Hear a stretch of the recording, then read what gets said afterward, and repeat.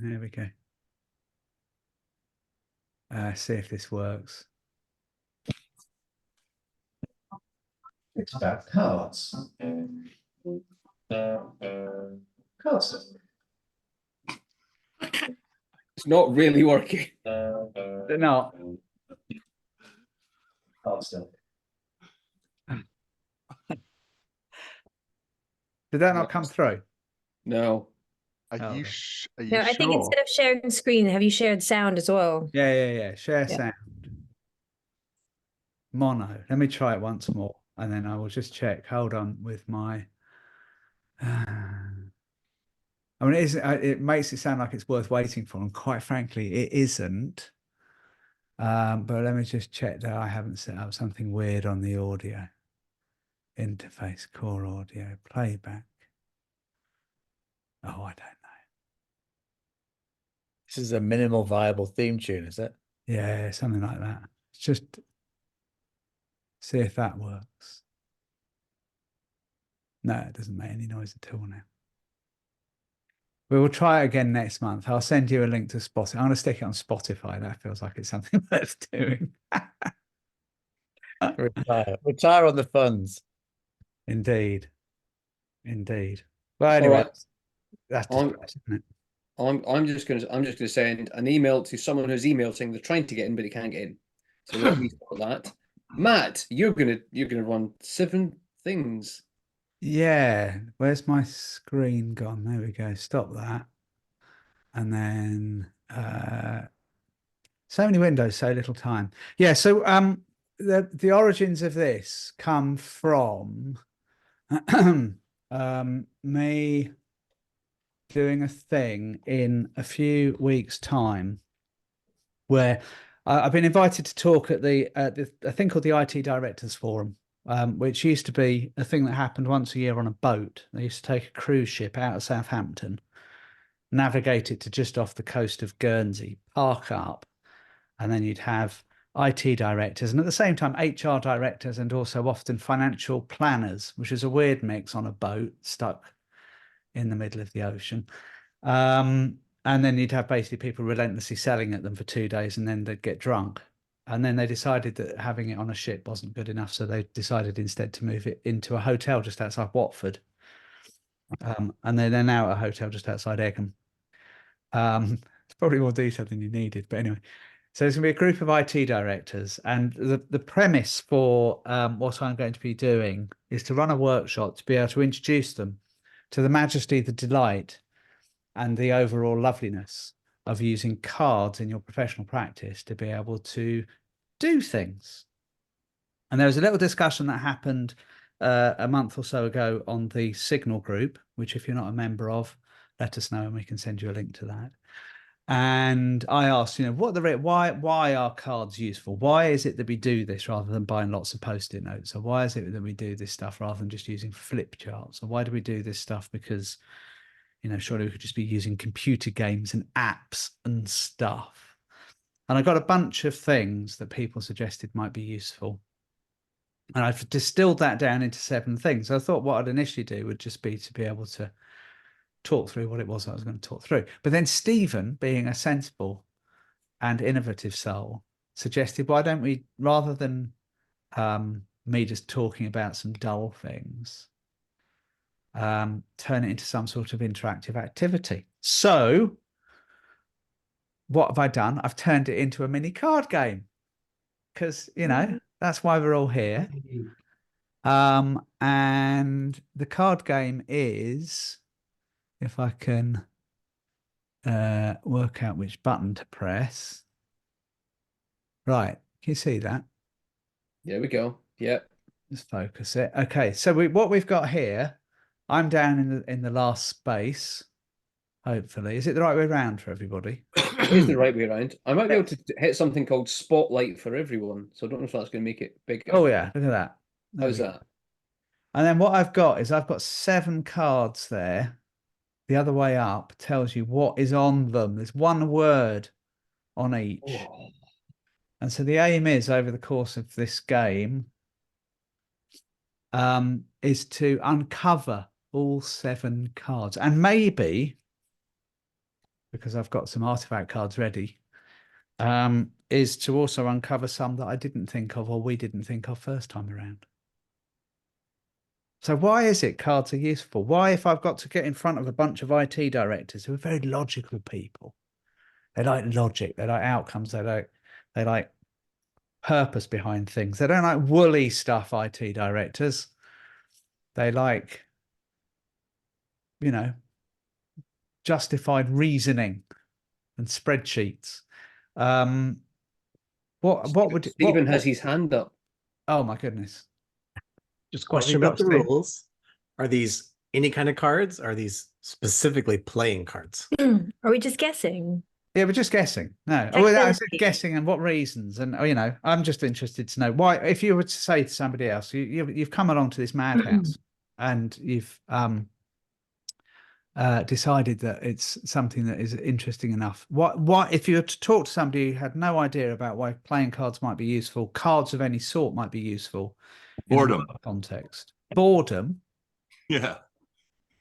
To Yeah, induce you're bored. boredom. You play cards because you're bored. You got nothing else Oh, to I do. yeah, right, okay. see. Oh, I see. Well, okay. I think that translates There you go. Fun. Yeah. to Yeah. fun. There we go. That's a good start. Thank you, Dave. This is the game. I didn't say it was a Yeah. good game. All right. So I've got Nick, then Sarah, then Okay. Mark with hands up. Nick. Oh, well, first thing is it's not fun, it's engagement, because that's the term I use when I'm selling my games that are not fun, they're serious. And I think that would fit with IT directors as well. What, not fun. Yeah, it does. That's in their Hey. as in engagement, engaging. Buy-in is a good word. It is fun, but if you go for like the 4 keys to fun, it's hard fun. Hard Engagement. fun. Oh, Yeah. yeah. Right. Let me scribble that As down while I'm opposed to casual Right. fun. and- So write that under engagement. I think that can go. This can be notes on that card. So yeah, engagement. the four hard keys fun. to fun. Fun. Teach that too. Yeah. I'd also like you to put fun engagement there because that's how I roll. Fun engagement.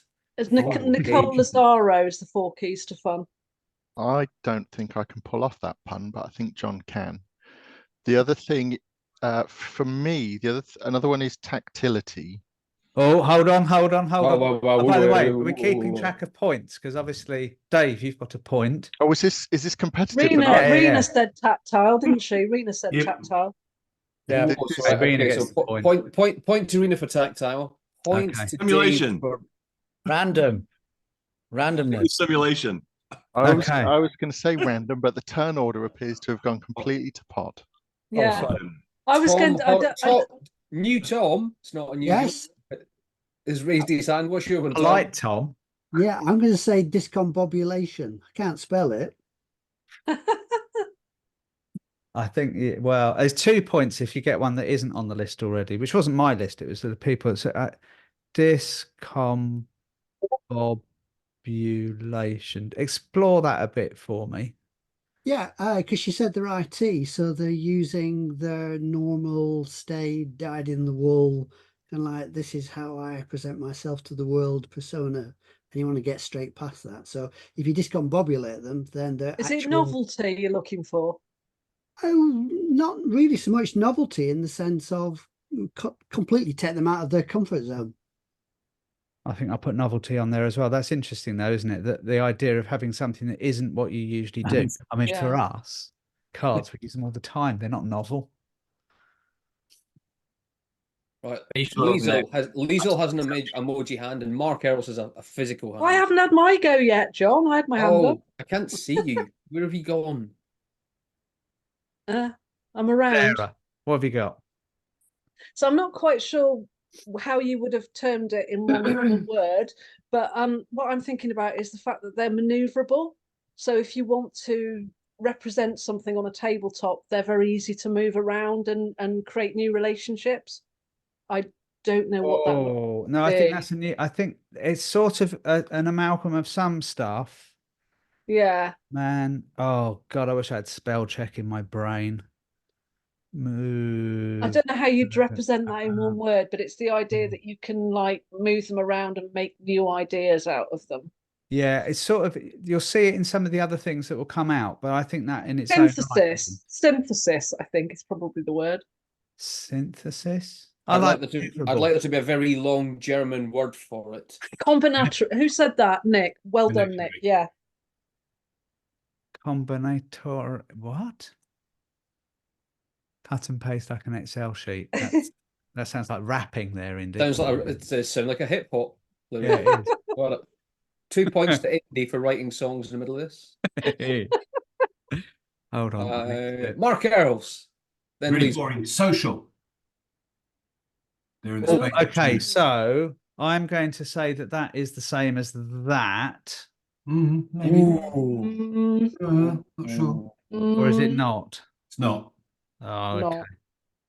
Because cognition is distributed, not an individual thing, and therefore your thoughts need to be with other people's thoughts. Okay, I will add social to the list there in my scrabbly handwriting. Is social not a subset of tactile in that it's like that tabletop thing? Clearly it's delivered by that, but other ways to be social, you don't have to have. Yeah. But I'm thinking in terms of cards, it's kind of. That's one of the great things like that tactile media does generally, right? Yeah. Is tactile sensory? It's like the touch and the movement. It's the kinesthetic piece of it. No, I think that's a separate thing as well.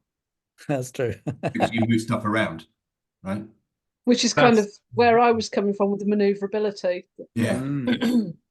A kind of word. Okay. So is it? Liesel, come on, say something. What? Go on, Liesel, say something. I've now got one. I'll go after Liesel. You say one, Liesel. Thank you. I thought you'd never get there.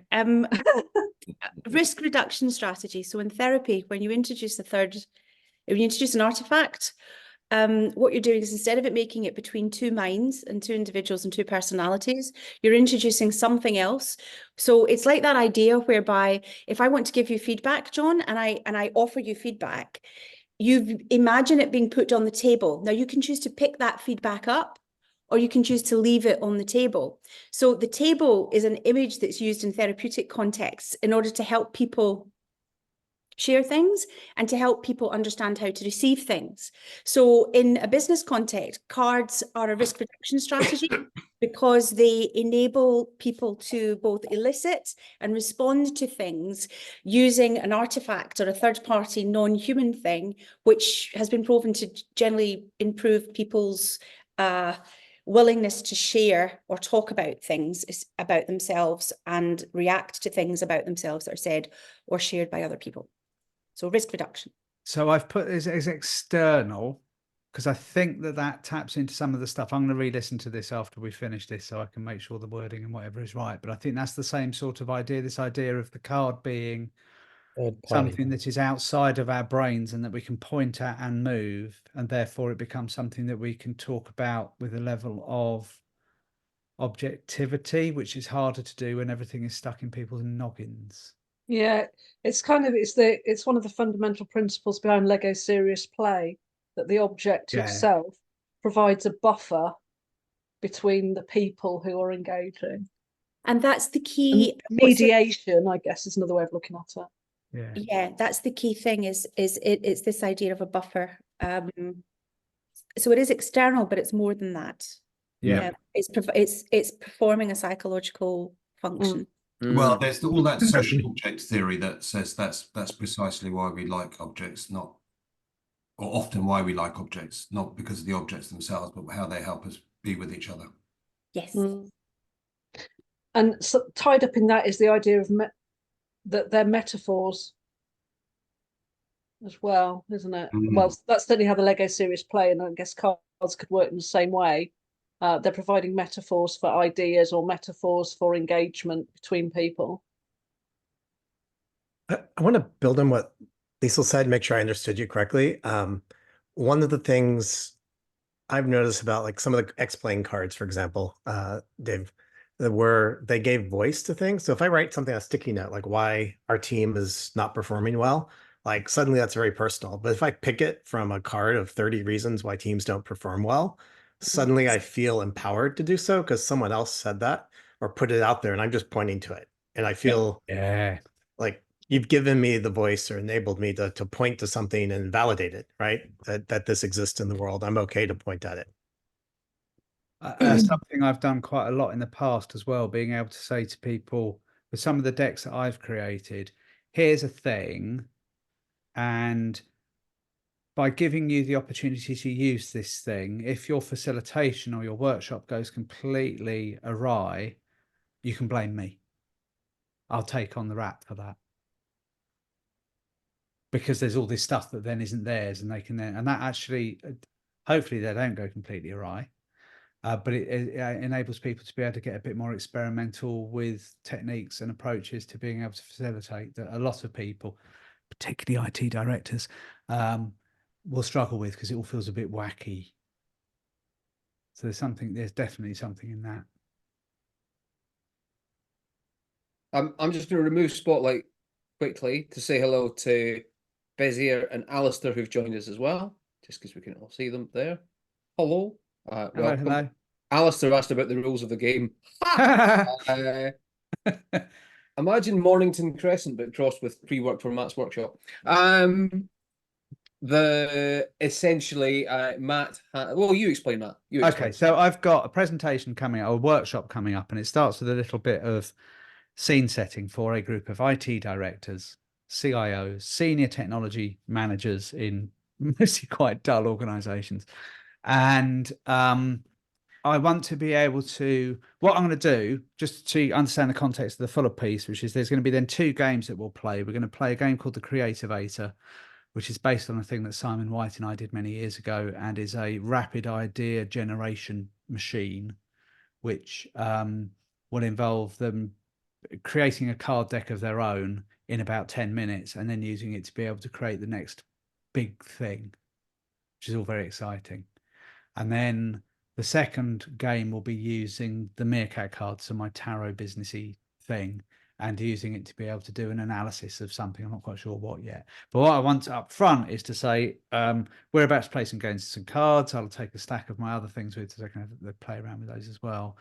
Hear from my work and from work culled from this amazing thing called Cardstock. Here are some of the reasons why we think you might need to think about cards as being a serious thing to include in your practice, because it gives you randomness, it gives you fun, it gives you tactility, it makes things external. And then there are 3 more of the original 7, but then we've generated, it's now going to be about 15 reasons to card, which is too many. And so what we'll do is we'll do this for another like 10-15 minutes. The aim is to get to the end of the ones that we make sure we guess all of Matt's ones. We were giving out points for people who guessed them first. And what do points mean? Prizes. Nothing. They mean nothing. No. What? Johnny Scottish after all. Welcome to Scottish Games, Calvinist Games. What do points mean? Nothing. There's nothing. So I'll re-spotlight Matt so we can finish guessing. Oh, please finish guessing. Right, there's one of them I've shown, so should we just do that? It's one democratic. Democratic. Well done, John. Point for you. Thank you. Rena's got one in the chat. Oh, I can't see the chat at the moment. What's the one in the chat? Memory. So because fingers are sensors, so as soon as you touch something, it's an immediate to the brain. There's no delay.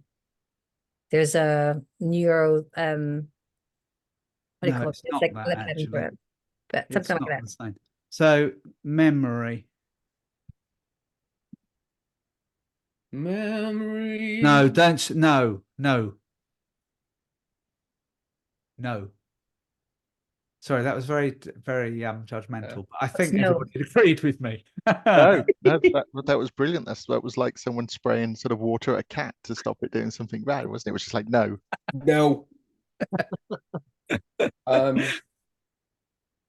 How about let's unpack Rena's memory, but also with kind of like, what was that card? Permanent. No, persistent. Sorry, let me Persistent. turn it back. Okay. We'll bring that out. So this persistence, I think, Mm. was something that I think it was Nick actually came up with. Nick D came up with in the original conversation around this, which was this idea that they, especially if you do the kind of the artifact card things, that actually you have something that you can then take away with you, and then you can recreate, and you can do that in a way that you can't do with a whiteboard, you can't do with a flip chart. You can recreate on a different tabletop, somewhere completely different, the same setup that you had before. Yeah, I mean that's is the persistence is the reason I use them is the idea that the thing can go beyond the room in which they are now. Mm. It's part of the gift idea of cards. You give the card to a person, it's a gift in the moment, but also it's a gift that they can then take and gift to others. So that's the sort of persistence of giving. Nice. That's And that's I can totally relate to that. That was kind of like in the early stages of doing the artifact cards.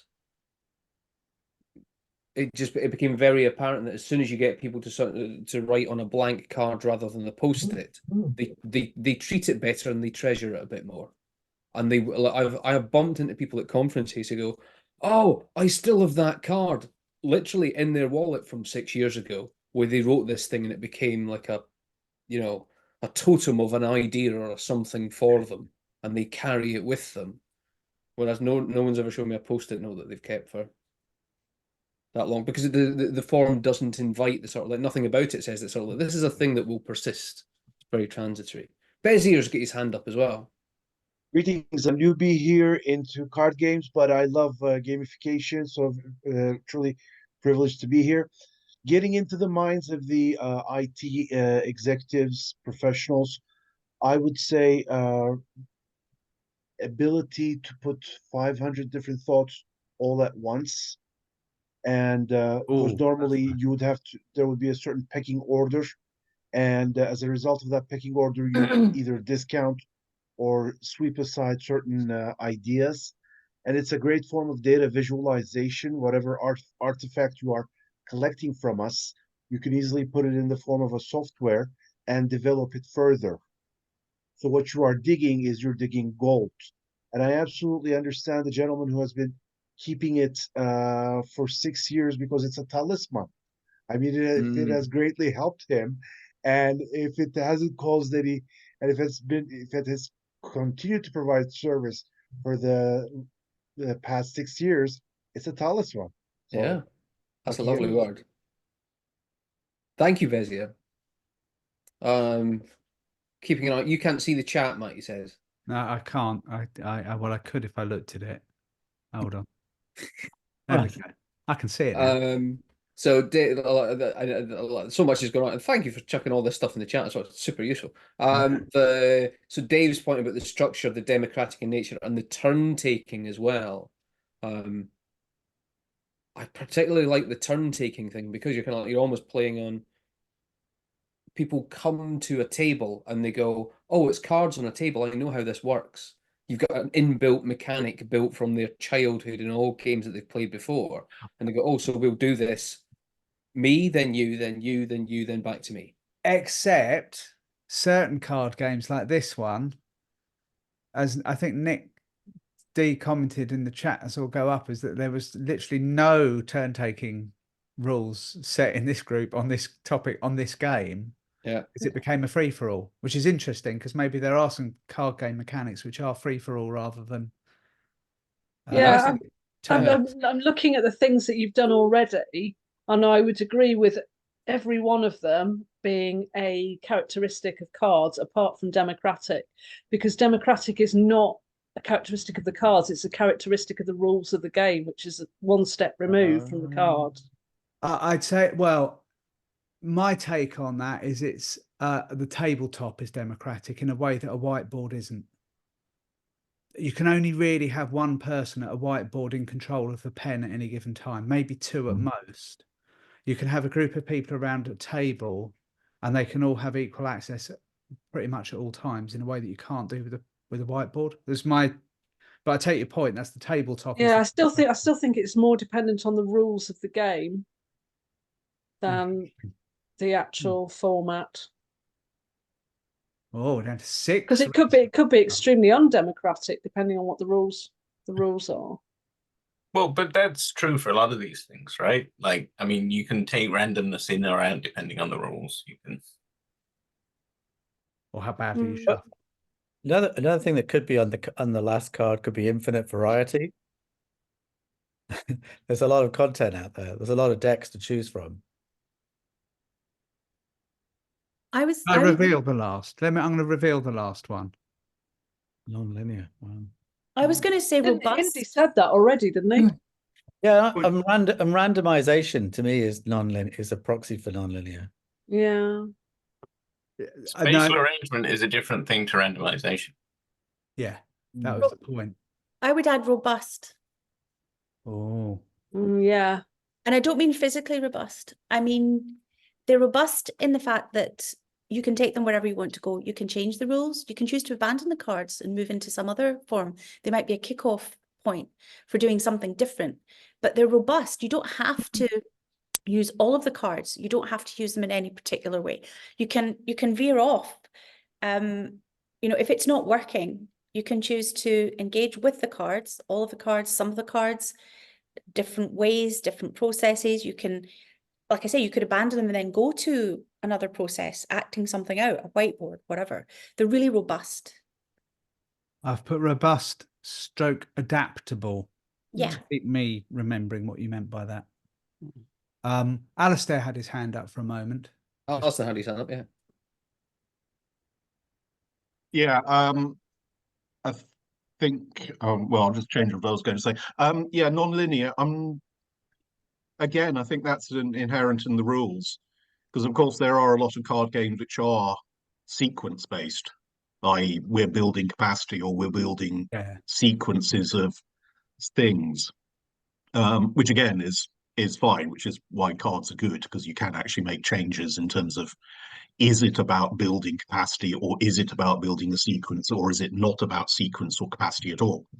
I mean, these are all things you can raise with people, particularly IT directors who are interested in sequence, and actually to be able to enable the idea that there is something beyond sequence, beyond a process, that you can actually rearrange these things. And it's that. Yeah, I think that's right, because you can create games that are about, but I think a pack of cards is inherently non-linear in that until you've actually applied the rules, they're in an unknown sequence, and that they are inherently non-linear.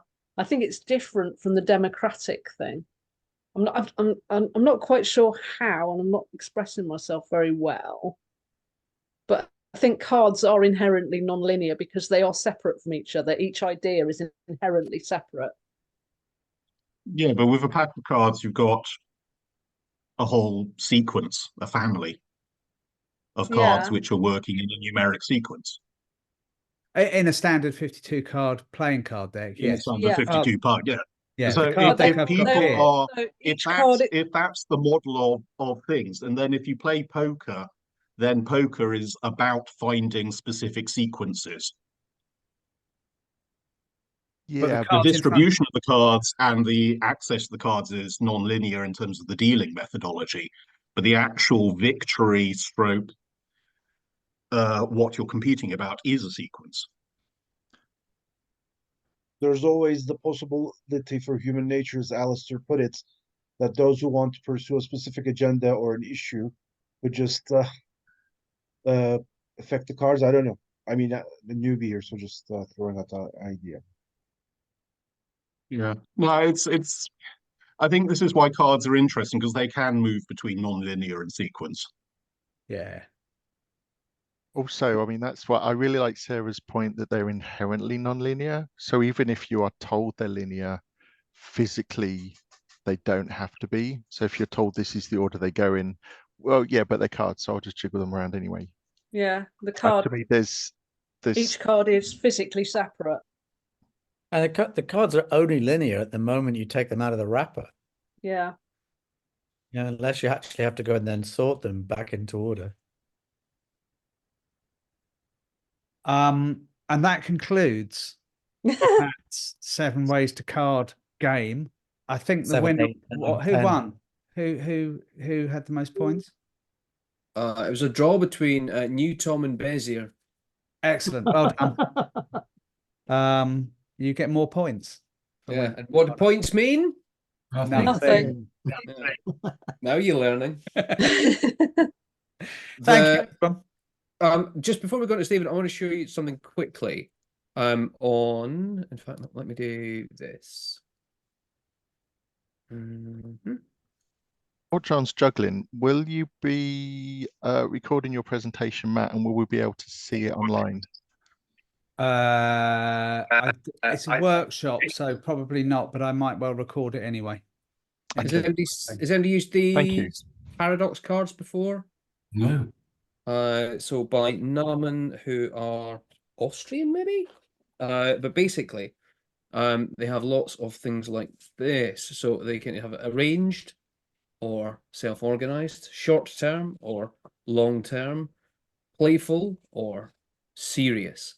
And it just occurred to me in looking at all of the brilliant terms that Matt was getting from us all and putting together his first ones, you could create almost like a kind of like a card game designing set, a bit like this, to say sort of, look, they can be serious and they can be playful.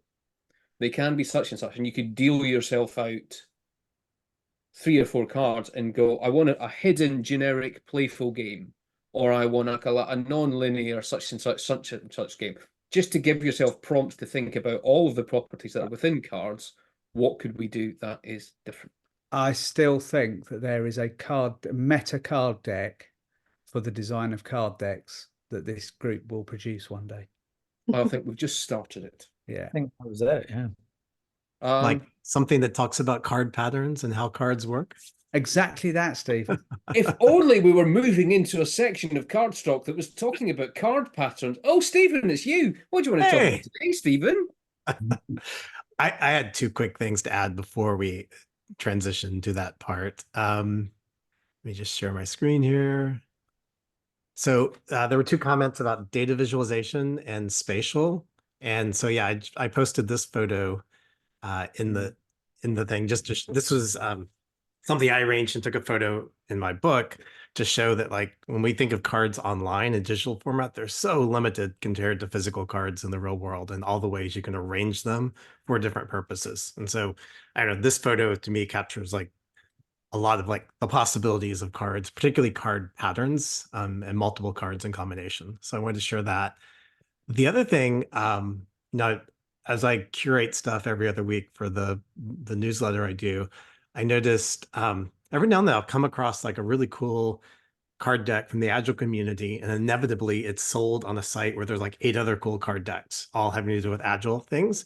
And so I was just going to say, if you're speaking to an IT group, the Agile community seems to love card decks already. They seem primed for it. So everything from poker planning and estimation to values things to story estimation, kudos cards. There's just a lot out there. Change management game, delegation poker. This is one I just posted about. And basically, we hear the word delegate all the time. It's a loaded word. So the idea here is like there's 7 types of delegation on a spectrum. So which type of delegation are we embracing in this particular case? And I don't know why the photo is not showing up, but I'll just do this. There we go. Yeah, so this was the 7 types of delegation. So it's 7 cards. I think you buy a set so every team member can have their own set of 7, but it's just 7 cards to give voice to. Great, which kind of delegation is this? Am I fully owning this, or are you just telling me to do it, right? And I have to follow your orders, or something in between. So anyway, all of that to say, if you're speaking to IT folks, I think you have a receptive audience as well, especially if you make some Agile references. Yeah. Nice. All right. Well, I need to go and get my cards of unusual shape and size.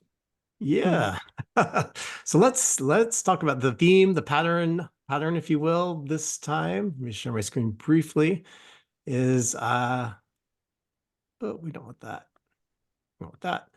Cards of unusual shapes and sizes, which I couldn't say without thinking about the Princess Bride, and rodents of unusual size. But you know, one thing that's occurred to me is when we say cards, we tend to think of a certain size and shape, almost always, and that's rectangle. That's just our default, and about the size of a driver's license or a credit card or some other form of ID. It's interesting that aside from convention, the shape and size, even the number of cards in the deck, has a lot to do with the printing process and the availability of dies used to cut certain shapes. And I will pause and acknowledge, I'm sure if you're immersed in the world of Tarot, like, then maybe that's the size, a little bit larger. So full acknowledgement there, not dismissing that. But yeah, I think these printing processes and the changing sheets or size of the paper around the world explain why we have this common pattern, general pattern. But as we all know, cards can show up in many shapes and sizes. And so I just took a few screenshots from some of the online printing sites to show a lot of the shapes and sizes that are common, but then others that are maybe less common, but do show up, from time to time. They show up enough that there's preset die cuts for these things out there from certain vendors. So I collected, like every month, I collected some examples I can walk through. But before I do that, I would love to hear from you. Examples of card decks that have unusual shapes or sizes. One that springs to mind for me is Dobble, which is a very clever game where you have a series of icons and you lay 2 cards and you have to spot the icon that's in common between the cards, and every pair of cards has got 1 pair in common. It's the sort of thing that I think could only have been done with a bit of a computer algorithm behind it to work out what you put on what card. But it's a spreadsheet. Yeah, spreadsheet. I was going to say it's spreadsheet. Well, definitely. yeah, but it's circular cards. Yeah. What is AI if not 3 spreadsheets and a trench coat? Yeah, and a large marketing budget. All right, spotlight Nick. There. Nick has some stuff to share. I was going to go and get my double, but Nick beat me to it. Does that? I'm trying to find my screen, which of course I'm usually avoiding looking at. Yeah, I can see. Shall I spotlight Nick's? There we go. Yeah, so it is. It's a brilliant game. There you go. So you can see, I'm just getting the. Now we'll see if I can find 2 that match. There you go.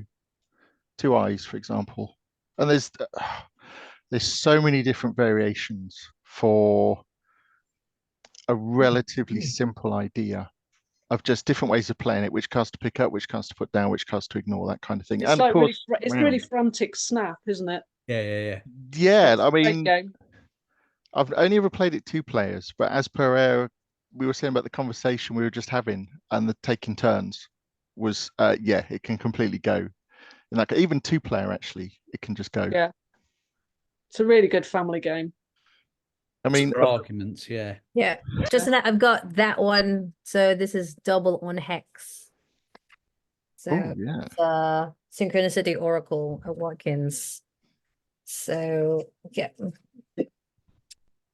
So instead of it can be a game that you can play with kids, but really it's for adults for finding synchronicity. So by finding the shared image, but it's on a hex cards, and you do.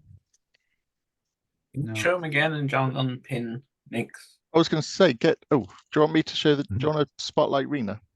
I can also it's called the Synchronicity Oracle. So it was designed by the founder of Watkins Bookshop.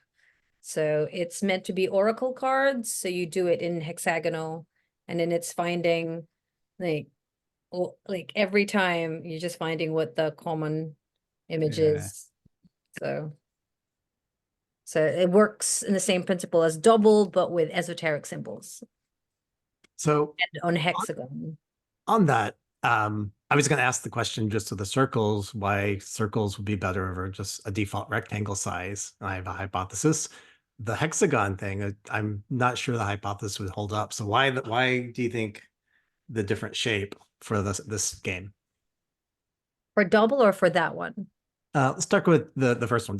Double. Makes all the shapes even. Ooh. In significance, I think, would be my guess, rather than their position at sort of on a flat side or a corner being significant. Mm-hmm. Because I imagine it's like a non-standard size and style, and like you said about printing, therefore it'd be more expensive. There's no up and down. Mm-hmm. Now, if we're getting back to democracy on playing cards, a round playing card is more democratic in terms of what's on it.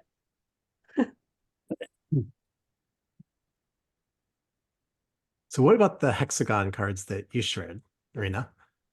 Because when I think of hexagon, I think of snapping together or aligning edges, but is it meant to do that, or is it still random? Like the double is just one-on-one.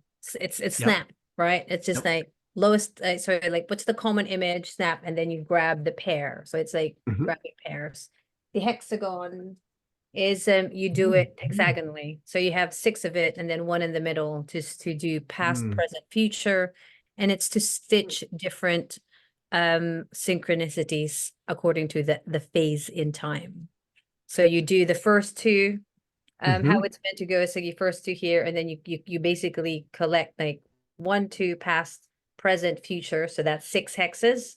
And then the one in the middle is the keystone, so to speak, that connects to all of the cards. So it's like another layer of synchronicity.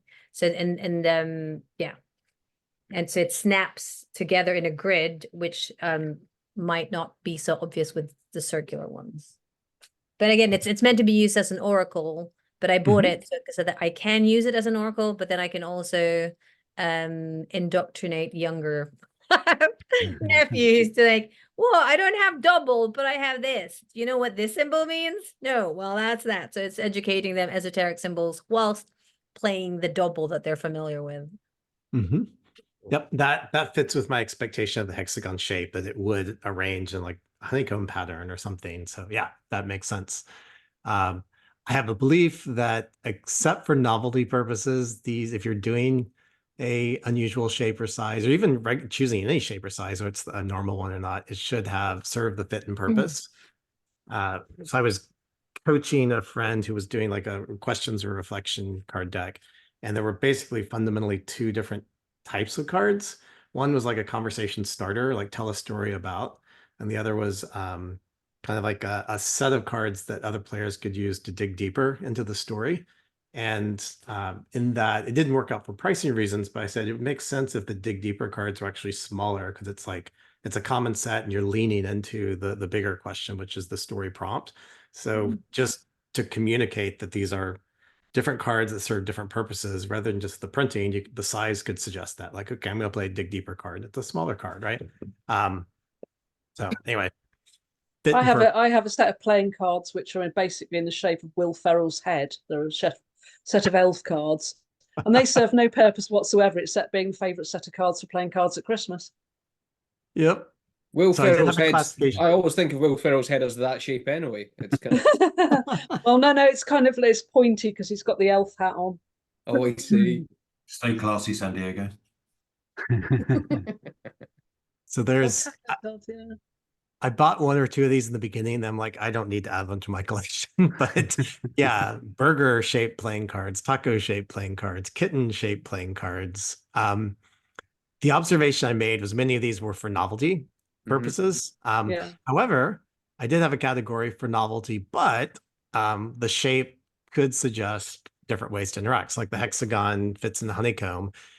These are 2 different decks, but you could imagine if these were part of the same deck, it suggests that they could fit together, right? There's the importance, or this crooked deck. I did buy this one. The crooked deck suggests that these should go together in some sequence or fashion. This is just one I found in a Google image search, but I'm like, yeah, there's a kind of like a hexagon, but a different, stretched out. So these were like, while they were probably created for novelty, the basic shape could be used for more, if you decide to do so. There's something like just in those crooked shapes. Does anybody know a game called Sevens? Yep. So obviously you're just trying to sequence 4 suits in the deck. But if you're a crooked set like that, but you made, that would just be a nice way to kind of like to tile it on the table anyway. But then also, you could make each suit a slightly different kind of like shape, but not immediately recognizable though. So part of the game is trying to hold your deck, but disguise what kind of cards you have in it. So people can see what's the rough suit you've got, but I can kind of like turn one that way and make it look like I've got something that I don't. And so just like, so like having, using the different shapes, even though some of the information is still hidden, but there's this kind of like the space in the middle for kind of like interpretability. Yeah. So other unusual shapes or sizes? I was just going to say, I think I'm fascinated by cards that don't look like a page. And I'm a person who would be book stock would be inherently be my thing over Cardstock. You know, I'm the reader, but think cards that don't look like a page, so you're reading top to bottom, left to right, if you're an English speaker, are fascinating because the way they contain the information is different. And it immediately makes your brain have to work a little bit harder because you don't know where to look. Where you look initially is probably some cognitive thing that's going on. And I think they're fascinating that they've got those ones that you were showing with all the different shapes in the round. You don't necessarily, it breaks the rules immediately. It doesn't look. That's one of the things about Boggle is you can be staring at the 2 cards and you will not be able to see the thing that is in front of you because of it's exactly that point. Your brain doesn't know where to navigate, and so you get. I mean, the number of arguments and tantrums there were in our house with people convinced that thing wasn't on the card because they just couldn't see it. Really interesting.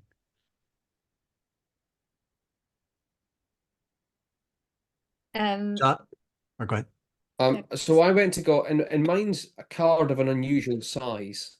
I think I've really just picked this one because it's an excuse to kick it a bit. But has anybody ever seen the Arab Drivers of Change? Yes. Right. I can't believe you have one of those. I so can. They're super rare. Yeah, it's fine. And they're going, oh, we've done all these things as cards, so social, technological, economic, environmental, political, and then you get them out, and I'll just hold them up like that. Yeah, the PowerPoint charts, basically. And you go, we've made them really big so that we can put loads and loads of information and loads of things, and it defeats the point of having cards in the first place. I've never been able to use them in any sort of like card setup where you're going, hey everyone, well let's just sort of let's just pick some and prioritize them and move them around and so on. That's different. That's just big. That's just big because that's the point that Matt and I talked about before, that they're just like portable PowerPoint slides. Right. So there's a kind of there's slides. So my gut feeling when we talk about cards of unusual size, there has to be very, very good reasons that you're making them that size, and not just so that you can put more information on them. Yeah. There's like the miniature versions is miniature part of the size rather than shape, but actual, because this is like I have a really tiny hand, like, and that's how small it is, right? And this is the Korean ghost up ones, and they're of a certain thickness and plastic, so they don't get wet. Yeah, I love those. And then they're meant to sound, so it's like a whole stack of them. So they come in this box, and that's it. So this is the whole deck. Sorry. And then they're meant those are like patience decks that you used to get, like sort of 18th century patience decks, so tiny. And yeah, it's a wonderful Korean game. So it's sets, but according to seasons of the month. So there's but also then combinations of different types of plants, different types of birds and animals. And then you do suits or sets for points, but in a really fast kind of grab go. So it's like go fishing Korean style, but also I think it was created in this size because in Japan gambling was made illegal. So they created card games where they could kind of quickly hide it, or they'll just say, oh no, this is like to do with the season, so it's not to do with gambling. Because like the gambling was associated with the usual 4 suits. And so in Japan and Korea, they made it about seasons. So not 4 suits, but educational piece of like which also works, that each month has a design based on what tree is out that month or what bird is out that month. So the Koreans just call it ghost up. Alistair, you've got something in your hand. Oh, you're We on are mute. You're Hang on, muted. there we are. I was going to show you something. They're sort of cards, but not quite. Does anyone know humanity tiles? No. Yes, I have it. Yes. It's awesome. Do you think they're cards or not? Do you think what? They're coins. Do you think they're cards or not? I do, I'm just- yeah. I did treat them as Yeah, cards. Cards. I'll show. They came out of a Mexican project. Yeah. They're laser cut plastic. And they have different themes of personal ambition, goals, Yeah. many, many words. And what they're designed to do is slot together to be able to build conceptual models of your sense of something, using the words, using these things. I mean, it could be on card, but they are on laser cut. I honestly have never found a workshop where I could use them. They are utterly beautiful things, but yes, I can't find any way to use them. Nick, did you ever find a use for them? I also have a bamboo version. They made 2 versions. Right. They made the transparent version. I bought both. I literally just used them as artwork. I made stacks out of them and just had them like sitting around. So I didn't actually use them in anger. But What are they called again? Humanity tiles. Humanity tiles. They came out of Mexico, if memory serves. The lady that created them is based in Sweden. I've had conversations. Oh, right. It's really interesting. Yeah. I do have a use for them. What's So that? I'd like to share. Thanks, Alistair, because I know those kind of cards exist, but in cardboard, and it's abstract, and then you make houses out of them. There's another card game somewhere. Forgot what it's called. They get really frayed though when they're made. Yeah, my tiles broke. They snapped. Oh, interesting. Okay. So the purpose of the use for this for me is that I'm trying to, instead of illustrating just the 4 grid, right? So a lot of models in terms of like systems thinking is like in grids of 4, right? The Eisenhower model, like all of that. But instead of a grid, which is flat, I'm thinking more of a cube, or kind of different types of cubes to talk about the 3-dimensional movement of those character types. So let's just say you have like introvert, extrovert, task-driven, people-driven, but the fact that it's not really static, that it moves through time and space. So there's a progression of evolution. So that's what I was going to use those cards for. But now what I'm going to do is buy them and then like put a sticker on them so that I can customize it to connect and build. So I think that those are what I was looking for. So thanks. Or I mean, you could laser cut them.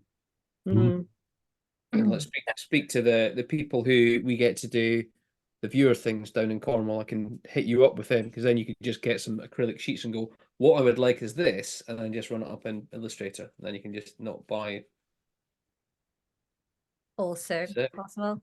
So Stephen showed the House of Cards thing as well. So it's the Eames House of Cards. Which is a kind of, so there's 2 versions. So I've got this version here, which is the kind of like the original, or it's a reprint of the original one. It was basically a children's toy.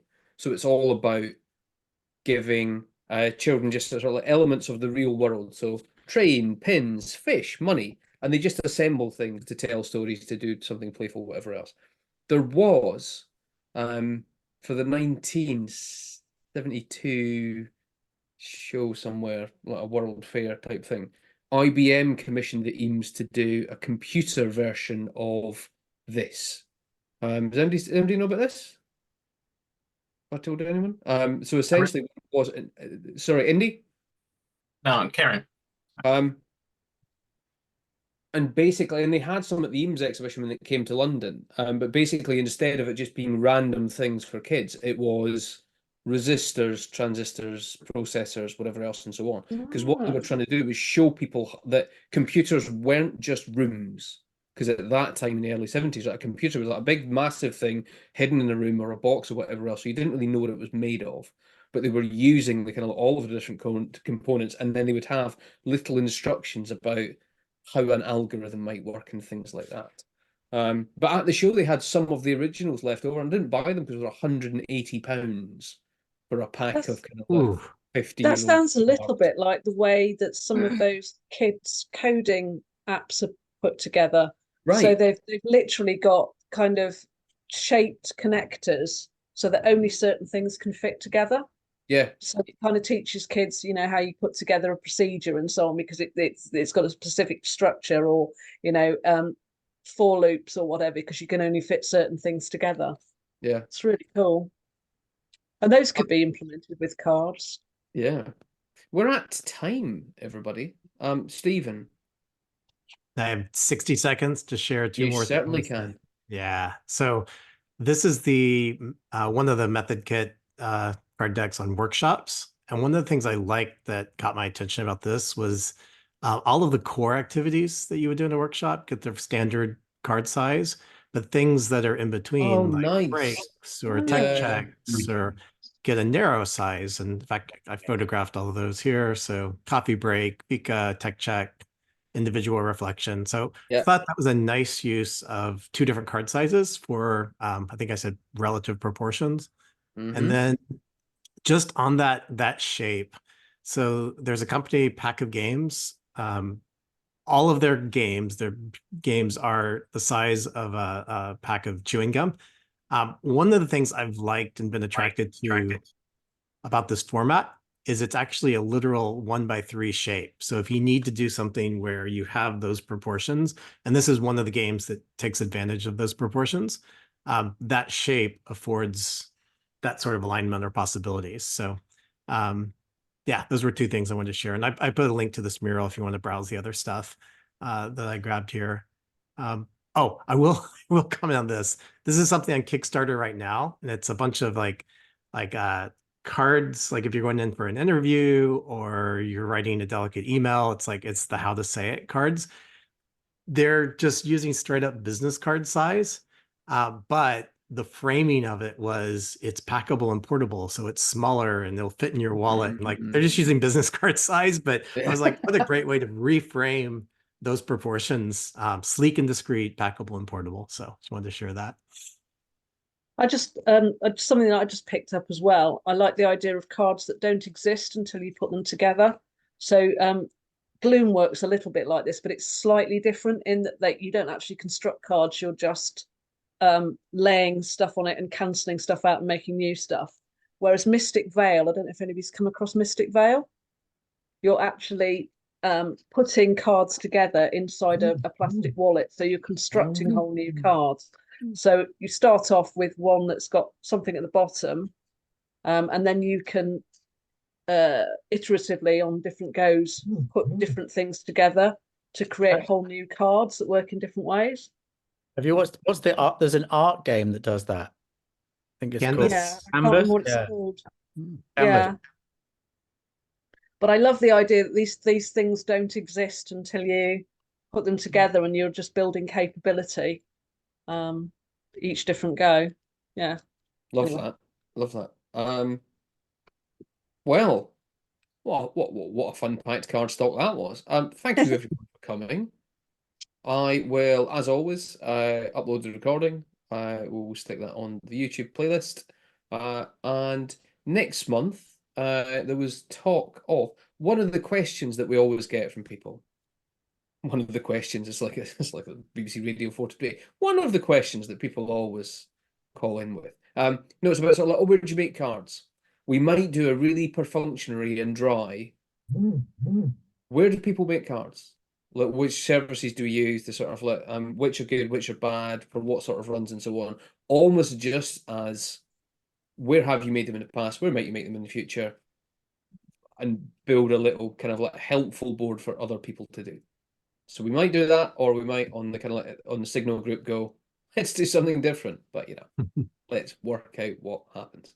Do you think I can try and play the Cardstock theme tune that Matt did and make it work? Very likely. Let's try it. Let's try this. What's the worst that could happen? Don't answer. Okay, I am sharing the screen.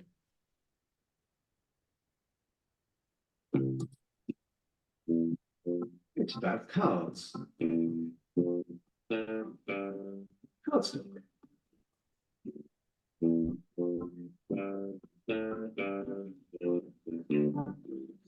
Cardstock. Did anybody actually hear that? Yeah. Yeah. Yeah. Oh, excellent. That is the new Cardstock theme. See you next time. All right. Ta-doo, till Pip.